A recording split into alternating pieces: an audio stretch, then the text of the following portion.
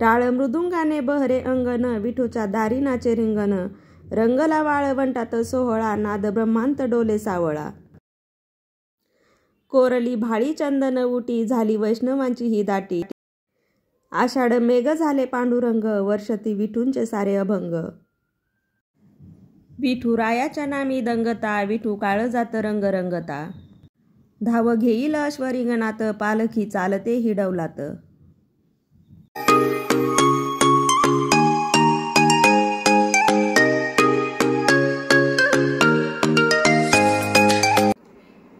Hello नमस्कार, मी सविताज लाईफस्टाईलमध्ये तुमचं अगदी मनापासून स्वागत आहे आणि तुम्हा सर्वांना श्री स्वामी समर्थ. येत्या रविवारी म्हणजे 6 जुलैला वार रविवार या दिवशी आषाढी एकादशी आलेली आहे.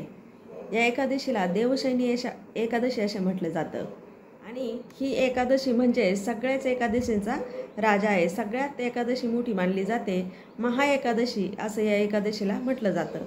जे कोणी आपल्या 12 महिन्यामध्ये 24 एकादशी येतात आणि त्यापैकी आपण जर एकादशी करत नसलो तर ही एकादशी जर केली तर आपल्याला सगळ्या एकादशी केल्याचं पण पुण्य मिळत असतं. त्यामुळे ही एकादशीचा उपवास करण्यास कोणीही चुकू नये.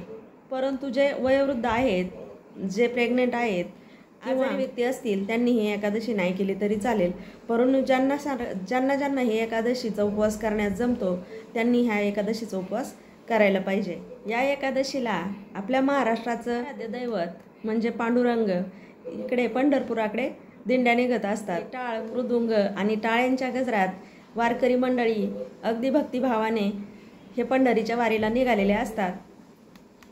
आपल्या पांडुरंगाचं दर्शन घेण्यासाठी हे सगळेच आतुर झालेले असतात. आता तुम्ही पहा, सगळ्यांनाच दिंडीमध्ये जायला जमतं असं होत नाही. कारण काहींना चालायला प्रॉब्लेम असतो, काहींना नोकरी असते, म्हणजे ज्यांच्या त्यांच्या सांसारिक अडचणी ह्या भरपूर जणांना असतात. त्यामुळे प्रत्येकालाच दिंडीत जायला जमेल किंवा पंढरपूरमध्ये जायला जमेल एकादशीच्या दिवशी असं होत नाही. परंतु आपल्याला जेव्हा केव्हा वेळ असेल, सुट्टी असेल, जेव्हा आपल्याला तिथे गर्दी कमी असेल त्यावेळेस आपण गेलो तरी चालेल. कारण वर्षातून एकदा का होईना पण आपण आपल्या पंढरपूरच्या पांडुरंगाचं दर्शन हे घेऊन यायलाच पाहिजे. सध्या पंढरपूरमध्ये भरपूर अशी गर्दी आहे. आम्ही जाऊन आलोत, भरपूर गर्दी आहे. म्हणजे जवळजवळ पाय ठेवायलाही जागा नाही. दर्शन बारीला लागणं म्हणजे सोपं राहिलेलं नाही. खूप लांबपर्यंत वारी गेलेली आहे.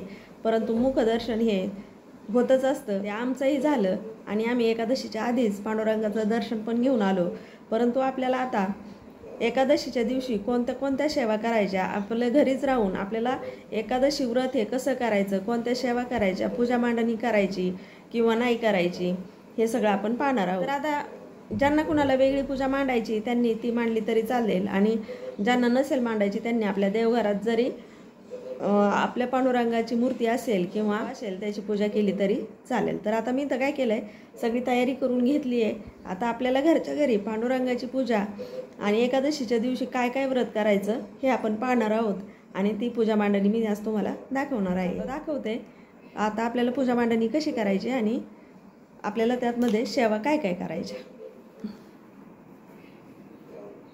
तर पहा, आता मी इथं सगळी काही साहित्य घेतलेलं आहे जमा करून. आपल्याला ते सगळं साहित्य आधीच तयार करून घ्यायचं. त्यानंतर आपल्याला दरवेळेस उठायला लागणार नाही. हे सगळं आधी पाहायचं. तर आता पहा, मी तुम्हाला दाखवते मी काय काय साहित्य घेतलं आहे. ते सगळं साहित्य आपल्याला एकादशीच्या दिवशी घ्यायचं आणि ही पूजा मस्त अशी करायची. तर पहा, आता इथे सगळं साहित्य मी घेतलेलं आहे. फूल वगैरे, तूप हे सगळं काही साहित्य घेतलेलं आहे आपल्याला पूजेला जेवढं लागतं. त्यानंतर एक चौरंग घेऊन त्यावर कापड अंथरून ठेवलंय आणि आपल्याला पांडुरंगाची मूर्ती आणि भगवान विष्णूंचा हा फोटो आपल्याला इथे लागणार आहे पूजेसाठी. त्यानंतर इथं गणपतीची मूर्ती आहे आणि आपल्या बाळकृष्णाची. आणि ज्यांच्या कुणाकडं पांडुरंगाची मूर्ती असेल आपली पितळी तर त्यांनी तिच्यावर जरी अभिषेक केला तरी चालेल. परंतु आता माझ्याकडे पांडुरंगाची पितळी मूर्ती नाही आहे, त्यामुळे मी माझी ही मूर्ती घेतली आहे आणि आता मी तुम्हाला पूजा कशी मांडायची हे दाखवणार आहे.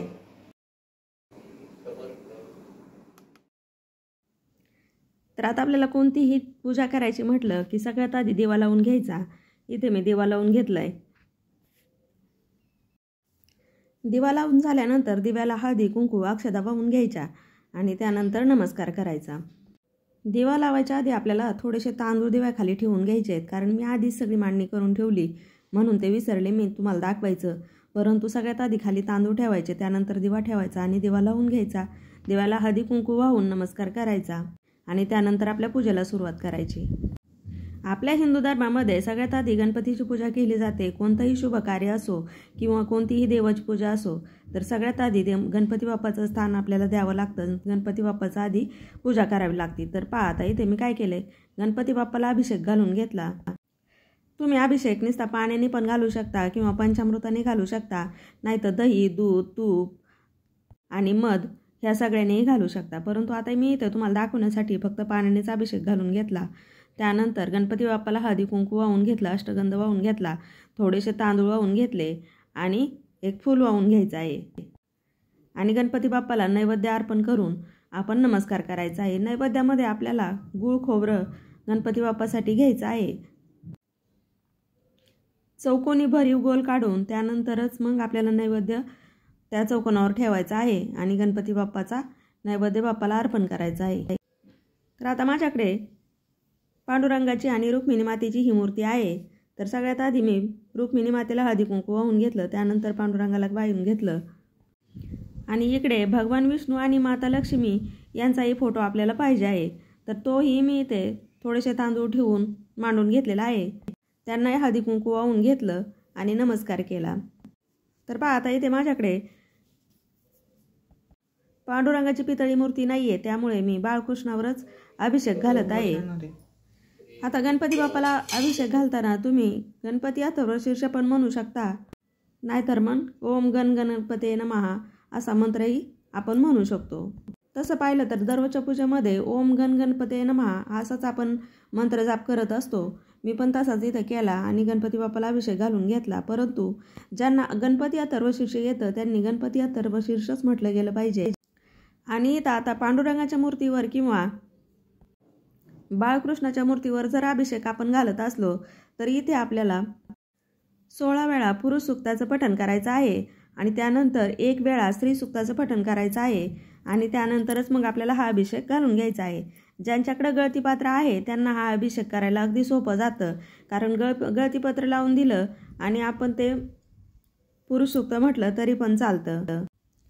परंतु ज्यांना वेळ मिळणार नाही किंवा ज्यांच्याकडे जास्त वेळ नाही त्यांनी 1 वेळा जरी पुरुष सूक्त म्हटलं आणि 1 वेळा स्त्री सूक्त म्हणून फलश्रुती घेतली तरी पण चालेल.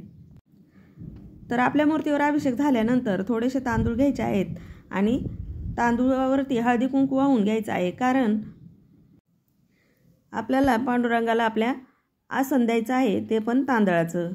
त्यानंतर हळद कुंकू अक्षदा अष्टगंध असं वाहून घ्यायचं आहे आणि पंचोपचार पूजा करून घ्यायचे, फुलं वाहून घ्यायचे.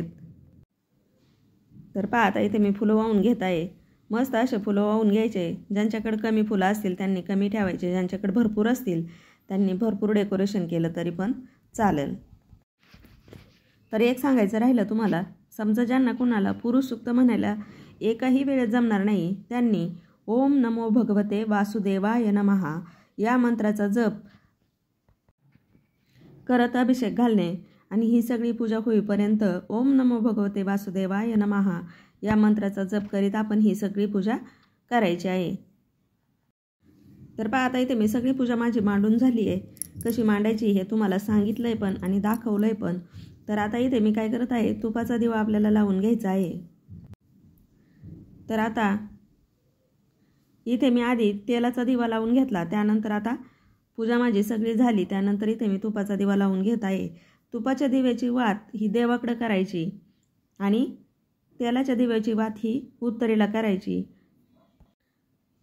कारण आपण तुपाच्या दिव्याची वात इकडे दक्षिणेला करू शकत नाहीत, म्हणून ती वात नेहमी देवाकडेच करायची, म्हणजे पूर्व दिशेला करायची.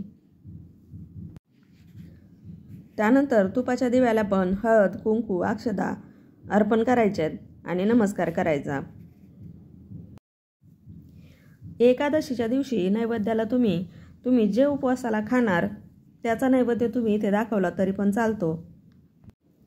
म्हणजे कुणी साबुदाणा खातं, कुणी भगर खातं, कुणी फळं खातं, जे काही तुम्ही उपवासाला खाणार असाल त्याचा नैवेद्य आपण इथं विठ्ठलाला आपल्या दाखवायचा आहे. तर आता इथे मी साखरेचा नैवेद्य दाखवून घेतला आहे। नैवेद्य दाखवताना भरीव चौकोन काढायचा आणि त्यानंतरच मग आपला नैवेद्य त्यावरती ठेवून आपल्याला 3 वेळा पाणी फिरवून हा नैवेद्य अर्पण करायचा आहे। आता सगळ्यात महत्त्वाचं म्हणजे तुळशीपत्र। तुळस ही भगवान विष्णूंना अतिशय प्रिय आहे, त्यामुळे या दिवशी आपल्याला तुळस पांडुरंगाला विठ्ठलचरणी आणि आपल्या भगवान विष्णूंना तुळस ही अर्पण करायची आहे। आपण या दिवशी 1001 तुळशीपत्र जर अर्पण केले तर त्याचं पुण्य काही वेगळंच आपल्याला लागतं, परंतु आपल्याकडं जर एवढं उपलब्ध होत नसेल तर आपण एक जरी तुळशीपत्र भगवान विष्णूंना वाहिलं तरी त्याचं खूप मोठं पुण्य आपल्याला मिळत असतं। परंतु आपल्याला या दिवशी म्हणजे एकादशीच्या दिवशी तुळशीपत्राला तोडायचं नसतं आणि तोडलंच तर त्याचे दोष पण आपल्याला लागू शकतात। त्यासाठी आपल्याकडे तुळस असते ती आपण आदल्या दिवशी त्याचे तुळशीपत्र थोडेसे तोडून ठेवायचे आणि त्याचा उपयोग मग दुसऱ्या दिवशी म्हणजे एकादशीच्या दिवशी भगवान विष्णूंना अर्पण करायचे। परंतु चुकूनही कुणी तुळशीपत्र हे एकादशीच्या दिवशी तोडू नयेत ही विनंती। तर पहा आता एवढी सगळी पूजा झाली, त्यानंतर रांगोळी काढून घेतली, कारण रांगोळी जर आधी काढली तर आपल्याला पूजा करण्यास अडचण येऊ शकते, म्हणून रांगोळी नंतर काढली। परंतु ही सगळी पूजा मांडायच्या आधी मी आधीच चौरंग मांडून ठेवलेला होता। चौरंगाखाली पण आपल्याला एक स्वस्तिक काढून घ्यायचं आहे आणि त्यानंतरच आपल्याला चौरंग मांडून त्यावरती ही सगळी पूजा करायची आहे। त्यानंतर आता आपल्याला आरती करून घ्यायची आहे। सगळ्यात आधी आपल्याला गणपती बाप्पाची आरती करून घ्यायची आणि त्यानंतर आपल्या विठ्ठलाची आपल्याला आरती करून घ्यायची आहे। आणि आपल्याला जेवढ्या आरत्या येत असतील तेवढ्या जरी आपण इथे केल्या तरी काहीच अडचण नाही, सगळ्या आरत्या आपण इथे करू शकतो। तर पहा आता अशा पद्धतीने आपल्याला ही सगळी पूजा मांडणी आपली करून घ्यायची आहे। ही सगळी सेवा आपल्याला एकादशीच्या दिवशी करायची आहे। तर आता ही झाली पूजा मांडणी आणि देवाचा अभिषेक वगैरे ही सगळी सेवा। तर आता दिवसभरात आपल्याला कोणकोणत्या सेवा करायच्यात आणि कोणकोणत्या सेवा अत्यंत प्रभावी आहेत ते आपण पाहूया। एकादशीच्या दिवशी दिवसभरात कधीही आपल्याला वेळ मिळेल तेव्हा विष्णू सहस्रनामाचं पठण आपल्याला करायचं आहे। त्यानंतर भगवान विष्णूंची विष्णू सहस्रनामावली आपल्याला पठण करायची आहे, म्हणजेच भगवान विष्णूंची 1000 नावे आपल्याला घ्यायची आहेत। आणि ज्यांना शक्य असेल त्यांनी 1000 वेळा तुळशीपत्र भगवान विष्णूंना आपल्याला अर्पण करायचे आहेत आणि ज्यांना शक्य नाही त्यांनी एक तुळशीपत्र हातात घेऊन 1000 नामावली म्हणून ती आपल्याला भगवान विष्णूंना अर्पण करायची आहे। आणि सगळ्यात महत्त्वाचं म्हणजे संक्षिप्त भागवत ह्या ग्रंथाचं पठण आपल्याला या दिवशी करायचं आहे। त्याचबरोबर एक वेळेस रामरक्षा ही पठण करावी आणि गीतेचा 15वा अध्याय आपल्याला पठण करायचा आहे। त्याचबरोबर आपल्याला गीतेची 18 नावे पठण करायची आहेत। ही सगळी सेवा आपल्या नित्यसेवेच्या पुस्तकामध्ये आहे। फक्त व्यंकटेश स्तोत्र याचे ग्रंथ वेगळा मिळतो आणि संक्षिप्त भागवत हाही ग्रंथ वेगळा मिळतो। त्यामुळे कारण कसं हे 2 ग्रंथ आहेत त्यामुळे त्यांचे ग्रंथ ते सेपरेट आहेत। नित्यसेवेमध्ये तुम्ही पाहायला जाल, तुम्ही म्हणताल ताई आम्हाला सापडलं नाही, परंतु संक्षिप्त भागवत हे वेगळं आहे, वेगळा ग्रंथ आहे, तो आपल्याकडे असायला हवा आणि ज्यांच्याकडे नसेल त्यांनी यूट्यूबला लावून दिला तरी पण चालतो। जर आपल्याला सुतक, विटाळ किंवा मासिक धर्म आलेला असेल तर नक्कीच आपण या सेवा करू शकत नाहीत, परंतु आपण या सेवा श्रवण नक्कीच करू शकतो। म्हणजे आपण मोबाईलवर लावून यूट्यूबला लावून आपण या सेवा ऐकू शकतो। तर आजची माहिती कशी वाटली हे कमेंट करून नक्की सांगा आणि चॅनेलवर नवीन असाल तर चॅनेलला लाईक, शेअर, सबस्क्राईब नक्की करा, कारण तुमचं एक लाईक आणि एक सबस्क्राईब आम्हा नवीन यूट्यूबरांना खूप मोटिवेशन देऊन जातं। चला तर मग आता इथेच मी व्हिडिओचा एंड करते। व्हिडिओ आवडला तर लाईक करा, शेअर करा, सबस्क्राईब करा। परत भेटूया अशाच एका छानशा व्हिडिओ बरोबर। तोपर्यंत धन्यवाद। श्री स्वामी समर्थ।